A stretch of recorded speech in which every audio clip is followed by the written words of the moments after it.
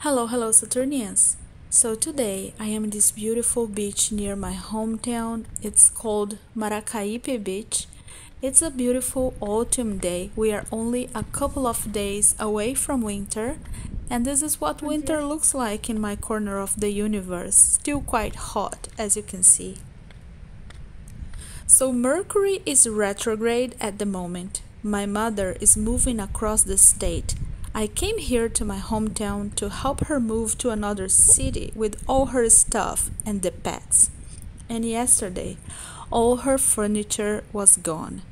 And you know it takes a few days for the truck to deliver at the final destination, so we have nowhere to go because there is no furniture back in her old home, and it will be a few days before the truck arrives in her new home, so this means that I cannot really work because I don't have my tools with me. All my work is piling up, so it is a hanged man moment. And with no tarot cards to show you, no magical tools to show you in this video, let's talk about the mind instead. I want to explore something a little bit different. I want to delve into some deeper aspects of esoteric philosophy as I take you around this beautiful beach. Because you know, there are foundational aspects of our practice that are not really talked about. And here I am addressing all of you who identify as occultists, witches, wizards, magicians, whatever you want to call yourself. I am in no way saying that my understanding of how magic works is the only right way. I am just sharing my perspective because maybe someone out there will resonate. And what I want to talk about today is why we need meditation in our practice and how to practice meditation in the context of witchcraft and magic. Because, most people talking about meditation are talking about it in the context of yoga, Buddhism, stress relief, etc. So I want to explore how to use meditation as a tool to improve magical skills, because the best friend of a magician is the ability to visualize and create thought forms, right? By the way, this place where we are staying offers sparkling wine for breakfast. It is a tradition here, so it's 8 in the morning and I am drinking sparkling wine for breakfast. So now I have no choice but to enjoy my hanged man moment, and I'm going to take you around this beautiful place with me, and let's talk about meditation. And this is actually the perfect environment to talk about it, because many of you have been taught that you need to be in a quiet place away from distraction in order to meditate, and this is a mistake. Meditation happens as you eat, drink, and enjoy yourself also. It's not separate from your everyday life. So let's talk about it as I show you this wonderful place where I am now.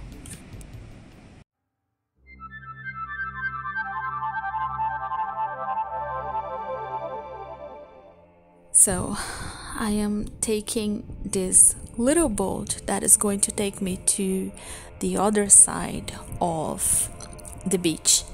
Right, so if you have practiced meditation at some point in your life, you have maybe encountered the problem that I am about to describe. You sit there and you try to clear your mind. You try not to think. And instead, you start thinking that you shouldn't be thinking. You think that you need to go to the grocery store, and then you think, damn, I am not supposed to be thinking that I need to go to the grocery store. So you spend the next 30 minutes fighting with the fact that you are thinking when you shouldn't be thinking, creating even more thoughts. So this is fruitless. You are not going anywhere with this. Instead, what you should be doing is you should be observing your thoughts without engaging with them. You're not supposed to blank your mind, you see. Instead, allow your mind to create thoughts. And watch the process of creation. Watch thoughts arising and then dissolving into nothingness without your participation. So, if you sit still and stare at a blank wall, for instance, wait and watch what your mind is doing. Is it creating patterns in the wall? Is it thinking, what the hell am I doing here? Is it provoking pain? Is it causing you to be annoyed? It doesn't matter. Whatever your mind is doing, do not engage or fight. Just let it be. Allow your mind to do its thing without judgment and without engagement. Do not say, okay, I shouldn't be thinking this. No. Instead, say, okay, I see you, and stop there. The idea is to be able to watch your mind from third person's perspective. You become the observer and you identify with the observer, not with the thoughts themselves. You will notice after a while that you are not the thinker of your thoughts. Your mind is not thinking your thoughts. Our mind is rather passive. It is responding to signals and stimuli. So, I want you to be able to observe your mind and create a safe distance so that you can engage with the thoughts if you want, or distance yourself from the thoughts if you want.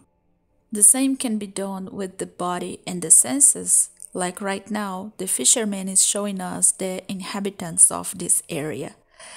This place is full of crabs and seahorses. Here the fishermen take care of them as pets. So this crab is called Diego. They even have names. And the fishermen do not eat these crabs here, so they just return them to the sea. They put the seahorses in this jar so that we can see them without hurting them. In times like this, when the water is so warm and the day is so beautiful, I don't need to distance myself from my body and senses. I can fully enjoy being embodied and feel the delicious water around my body.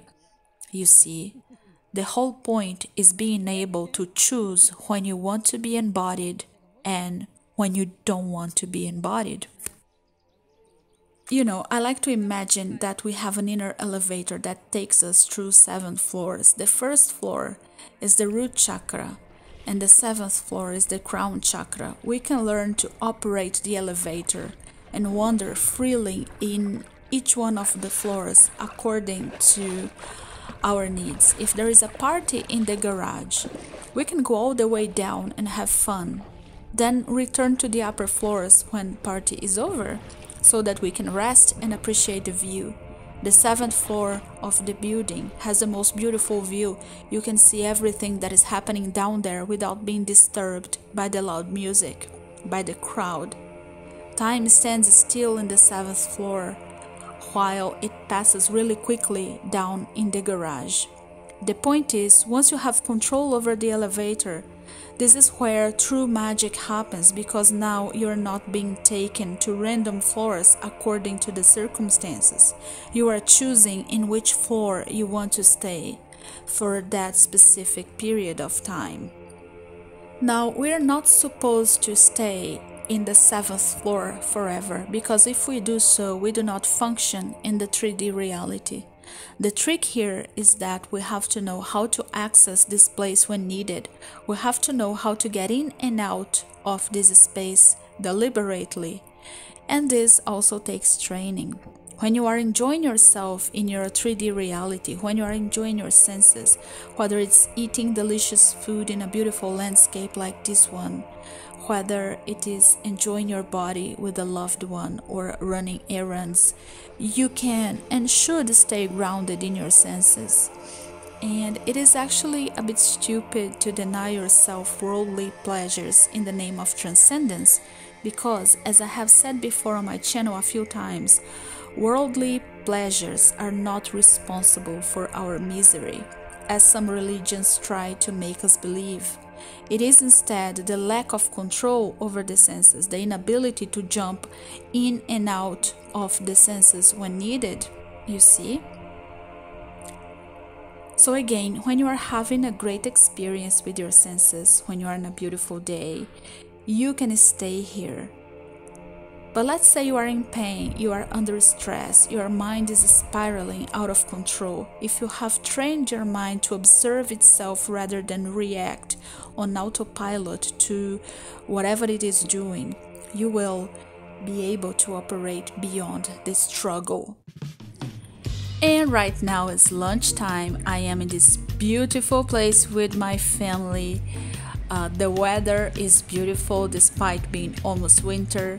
And the food is so delicious. I wish you could smell this. This is a fish moqueca, which is a typical dish from this region. It is so delicious. And in moments like this, I want to be fully present. I want to enjoy my senses. I want to be embodied. I want to, taste everything. This is a perfect 3D experience. And right now, I do not need to get out from my senses. This is what it looks like on my plate.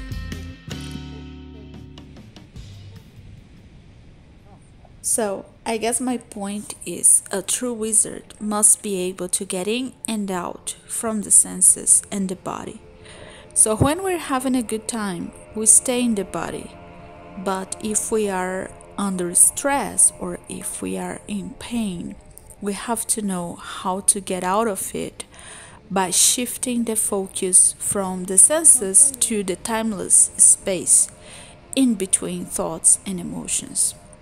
There is a place in our mind that is not limited by linear time. The empty space in between thoughts and emotions is a space beyond time, which means that this is where we see the unfolding of events, where we create alternate realities and the desired outcomes. We connect with this space every time we are able to see thoughts and emotions from third person's perspective and describe them as inner events that pass by us but are not ultimately us. Like observing waves crashing in the ocean. Thoughts and emotions are like waves. Good or bad thoughts, good or bad emotions.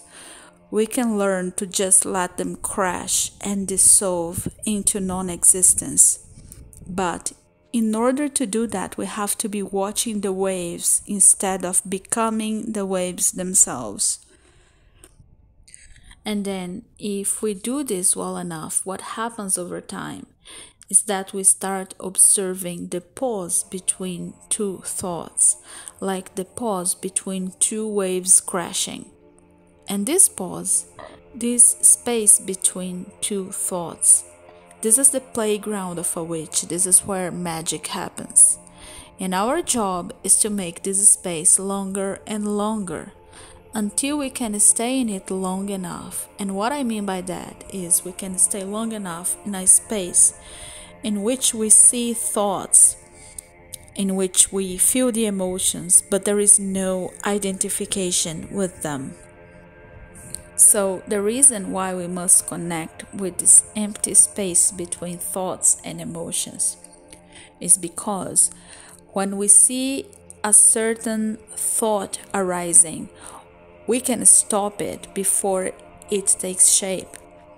Also, in this space in our minds, we can create the next thought, the next emotion, and deliberately set it into motion so that it becomes concrete.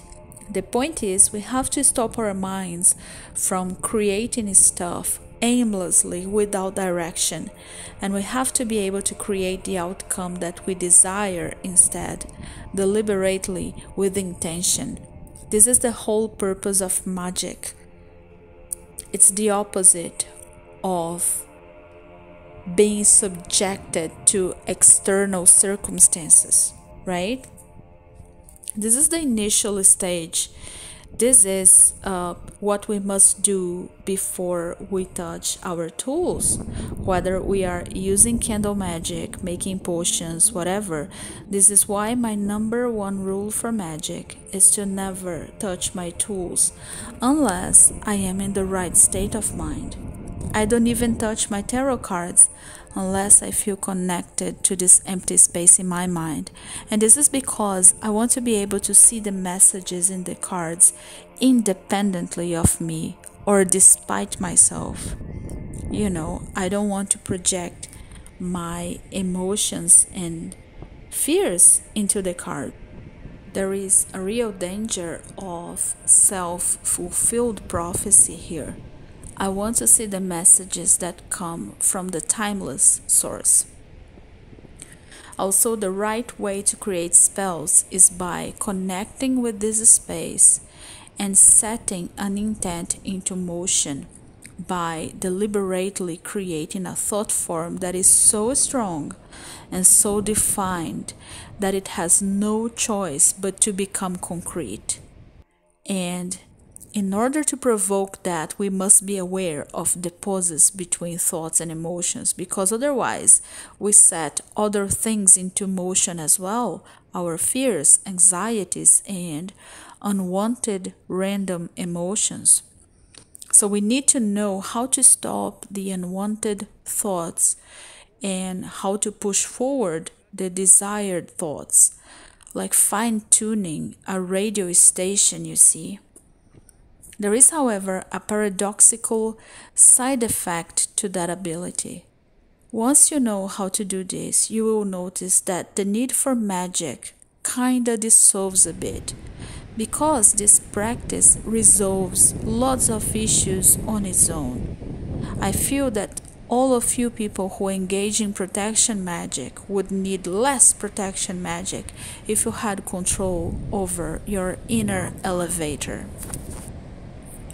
I'll make another video sharing my personal technique to fine-tune two specific floors. For now, I just wanted to share with you what is behind meditation in the context of witchcraft and magic. Because it is a mistake to think that you need to be sitting quietly with eyes closed in order to meditate. This works in the initial stages, but you, as a witch or an occultist, you have to be able to use the elevator with your eyes open. And when you are under any circumstance, even while talking to people or eating or having fun or walking at the beach, you can concentrate for a few seconds and take your consciousness where it needs to go. And once you can do that easily, this is when your magic will start working. So meditation is not separate from our everyday life. We can observe our mind doing its thing anytime, anywhere. And this comes before magic, before spells, before anything, you see. Meditation is not about emptying the mind, just observing it. And this is what I wanted to say. So the sun is going down, it is disappearing in the horizon, and I'll go enjoy the rest of my evening with my family. I hope you enjoyed this video, and I'll see you next time. Bye bye.